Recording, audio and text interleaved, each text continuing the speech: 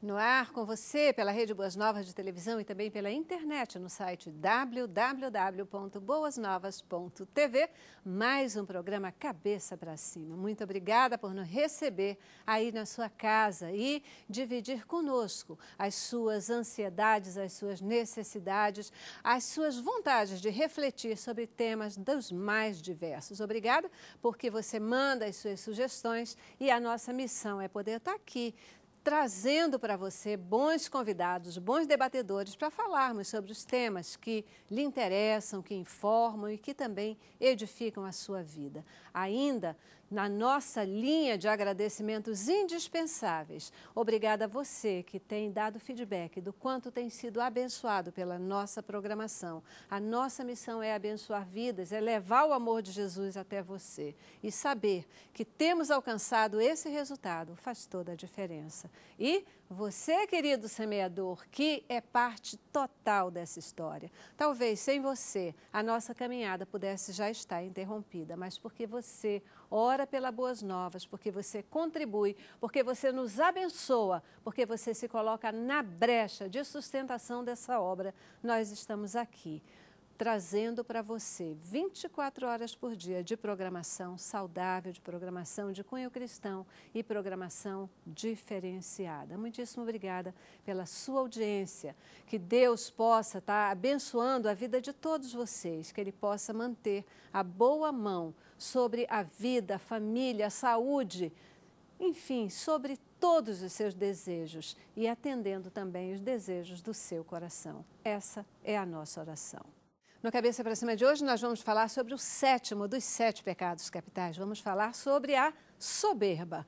Alguns diriam the last, but not the least, o que significa o último, mas nunca o menos importante. Aliás, menos importante mesmo, porque também alguns dizem que esse é o pecado que o diabo mais gosta, que é pela soberba, que ele fisga a grande maioria das pessoas. Será?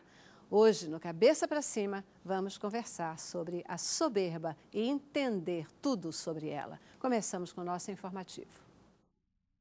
A soberba nada mais é que o egoísmo na sua mais alta plenitude. Uma pessoa soberba é capaz de menosprezar até o poder de Deus, achando que não precisa dos favores do Supremo Ser. A soberba apodrece a alma, leva à arrogância e ao desejo de glória, o que bloqueia a presença de Deus, um pecado que destruiria todas as virtudes. A Bíblia está cheia de versículos em que Deus reprova essa conduta. O pior dos pecados só poderia ser representado pelo próprio Lúcifer, que era um dos anjos do Senhor. Ele não queria servir a uma criação de Deus, se rebelou porque se achava mais especial. A sua soberba o levou a cair do céu, junto com os seus seguidores. Pois é, né? Você viu aí o nosso informativo, ele já dá a dica essencial sobre a soberba. Foi esse pecado que fez com que o anjo se transformasse em demônio, né? E quantas vezes na nossa vida isso acontece com a gente também, né? Nós perdemos a noção da realidade e pela nossa soberba nós escorregamos feio. Vamos falar sobre a soberba, entender o que é esse pecado, como ele funciona na nossa vida e quem sabe você vai ter a oportunidade de identificar se você está ou não sendo uma pessoa soberba. Para falar sobre esse tema, claro, aqui no estúdio, Ana Paula Camargo, a nossa neuropesquisadora cognitiva da Universidade Federal do Rio de Janeiro. É da Universidade Federal, mas é mais nossa, tá? É mais nossa. Obrigada, é verdade. Ana. E eu gosto muito de estar aqui. E hoje a gente vai terminar, né, essa série, infelizmente, né, porque foi muito bacana, porque cada programa a gente falou de coisas muito diferentes, muito distintas. E hoje a gente vai falar também de uma coisa que está na vida da gente, né? E você estava falando, é o último dos pecados. Eu acho até que ele é o primeiro e o último, né? Ele está em toda parte, ele está queimando a gente, né? Não é à toa que o Carioca estava falando, que é a fogueira das vaidades, né? Que é soberba, mas a gente tem orgulho, vaidade, que são sinônimos, e depois a gente vai estar falando sobre isso. Já falar sobre isso, já falar sobre isso. E como ela já se antecipou, né? Você já viu, nosso convidado também aqui no programa de hoje, o Jairo Carioca, psicanalista, membro do Instituto Escrita de Freud. Também uma alegria ter você aqui, Jairo. A alegria é minha, né? O prazer é enorme. Não pude estar presente nos primeiros temas, né? Mas estamos aqui finalizando, né? Hoje falando sobre a soberba, que era é o tema preferido do escritor de Eclesiastes, né? Verdade. Vaidade. Vaidade. Vamos estar falando sobre isso que inicia, como disse a Ana, inicia e termina. Vaidade, tudo é vaidade. É isso aí, né? Derrubou até o anjo, né? Quanto mais a gente. Falar, né? Então, a gente tem que ter muito cuidado. E para nos ajudar, inclusive, a entender mais sobre o que a Bíblia diz sobre esse pecado, Renato Maia, professor de Bíblia do Seminário Teológico Betel e também pastor da Igreja Batista 15 de Novembro, em Guadalupe, aqui no Rio de Janeiro.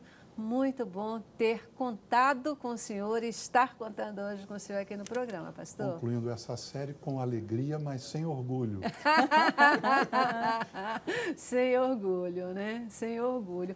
É engraçado porque assim, né? A gente fala isso.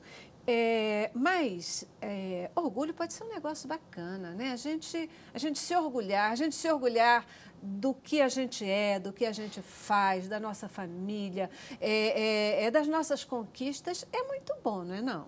O orgulho nesse aspecto aí que o pastor frisou, a gente olha do lado da psicanálise a questão patológica, né? O orgulho ele faz parte da autoestima do sujeito. Ele não é patológico, ou seja, ele não é doentio. Quando ele tem início, ele tem fim, né? Então, ele não é eterno. Então, quando você tem orgulho, por exemplo, de ter feito uma caminhada e conseguido chegar até o fim, ou de você ter iniciado uma jornada, por exemplo, de uma faculdade, 5 anos, conseguiu chegar até o fim. Atingiu uma meta. Atingiu uma meta. Então, ele tem início e tem fim. Agora, quando é aquele orgulho permanente, aí é patológico, né? Na patologia, a gente tem, na psicanálise, o nome que é o narcisismo, é o orgulho patológico. Freud escreveu um artigo sobre isso. E na teologia, né, um grande escritor escreveu sobre a síndrome de Lúcifer, que é também patológico, né, que era o orgulho. E o orgulho precede a queda. Verdade.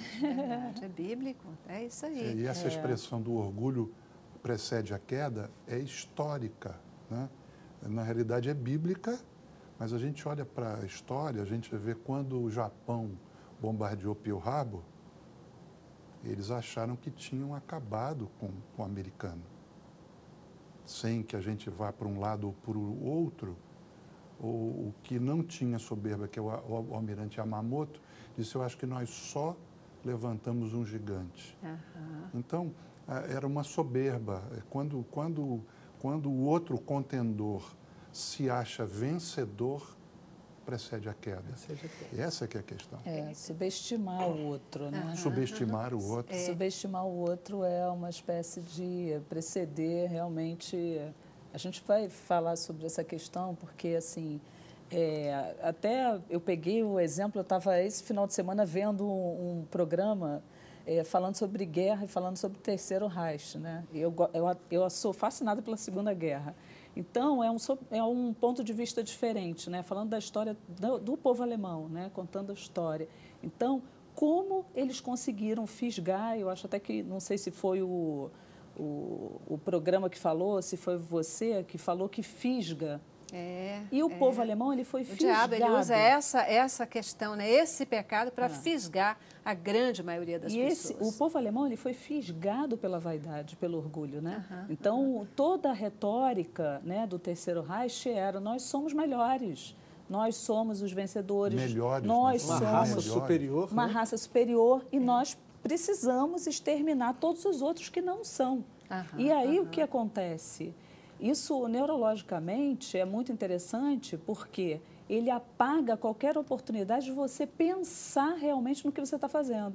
Você é fisgado por aquela ideia e aí você fica enamorado daquela ideia e fica desejoso que aquilo ali seja verdade. E aí você se joga naquela história toda. Então, o povo alemão se jogou anos a fio naquela história, tanto os que guerrearam quanto os que estiveram só observando aquela situação.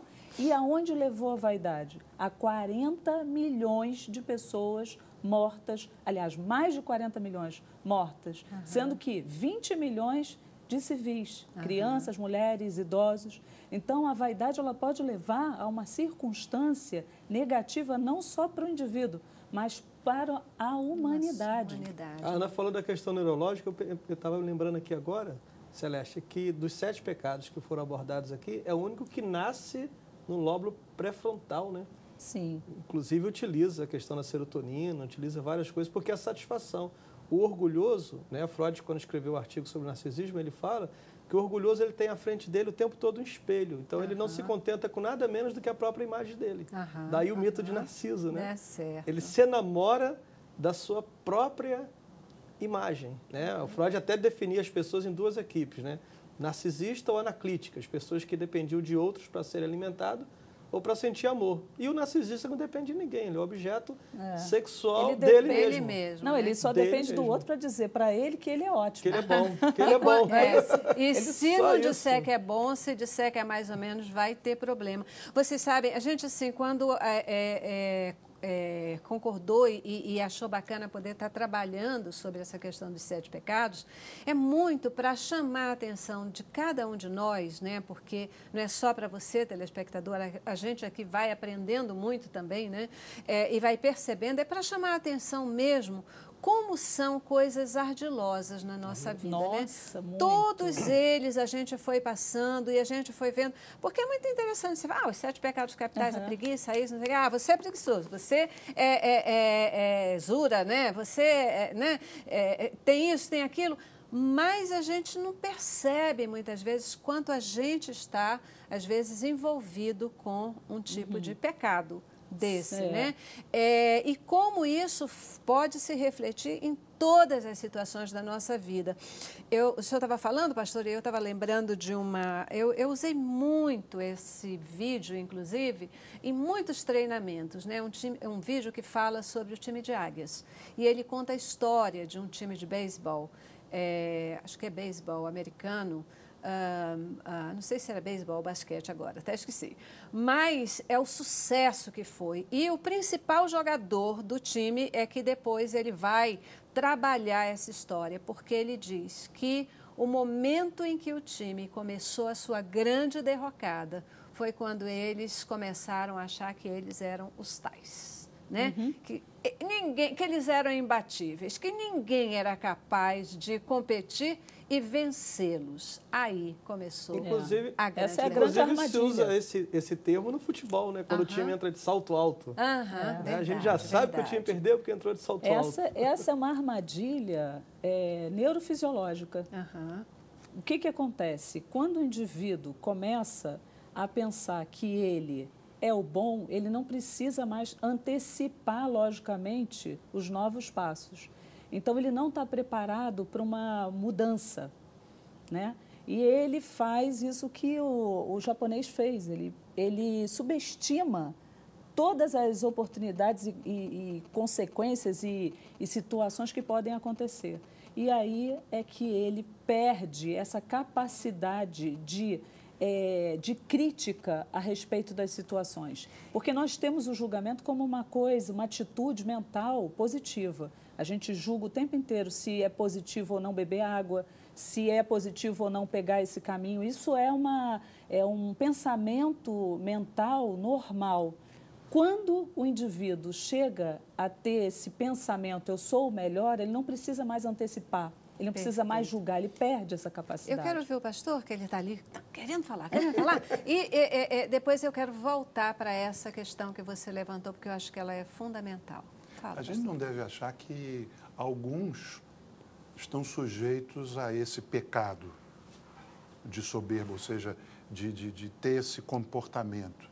Até porque eu me lembro, a gente aprende da história, os generais romanos, quando ganhavam as batalhas, chegavam em Roma e eram endeusados, e eles tinham que trazer um escravo dentro da sua biga, dizendo, você, homem, E, você é o cara. você não é Deus. Você é o homem. Você não é Deus. Para ele lembrar sempre que ele teve uma vitória. E esse é o grande perigo que o ser humano tem. E aí a gente vai lá para o pecado original, dizendo que a serpente virou-se para a mulher e para o homem, os dois juntos. E disse, olha, se você comer, você vai ser igual a Deus. A pessoa achou que poderia, que seria melhor, mas Deus disse que eu não sou assim. Então, isso é uma dificuldade que todos nós temos que ter esse cuidado, sobretudo aqueles que estão em liderança, aqueles que lideram outras pessoas, porque facilmente podem manipular, precisam de gente próxima para ajudar. Jesus conta a história do fariseu e do publicano que foram ao templo para orar. E é interessante, eu estava lendo em Lucas 18, ele diz que o fariseu disse, Deus, eu não sou igual a esse publicano que está aqui do meu lado, porque eu dou o dízimo de todas as coisas, eu faço isso, eu faço aquilo outro. E o publicano só dizia, Deus tem misericórdia de mim, que eu sou pecador. Jesus complementa dizendo, este saiu justificado, criticando a questão da soberba, que achasse melhor do que o outro. Ninguém é melhor do que ninguém. Mas talvez esse seja a grande questão, talvez o que a gente pode ir aí vendo na parte científica, específica, porque todos nós estamos sujeitos a isso, sem sombra de dúvida. É isso mesmo, né? Nesse sentido, até o próprio Jesus, quando chamaram para ele de bom, ele disse, por que me chamas de bom? Né? Bom, só um só que é Deus. É verdade. Mas olha, eu já vou para o nosso primeiro intervalo, vamos parar, vamos dar nossa paradinha, e eu queria, até antes de voltar para essa questão da perda de visão do para frente, porque eu já sei tudo, eu domino tanto que eu não preciso me preocupar com mais nada, né? Enquanto isso, a galera vem atrás. Vamos falar, queria ouvir de vocês alguns exemplos de homens e mulheres, não só da Bíblia, né, mas da história também, que foram pegos pela soberba e acabaram, né, talvez aí perdendo as suas posições e aquilo que Deus tinha de melhor para eles, tá bom? Vamos para o intervalo e a gente volta já. Cabeça pra cima.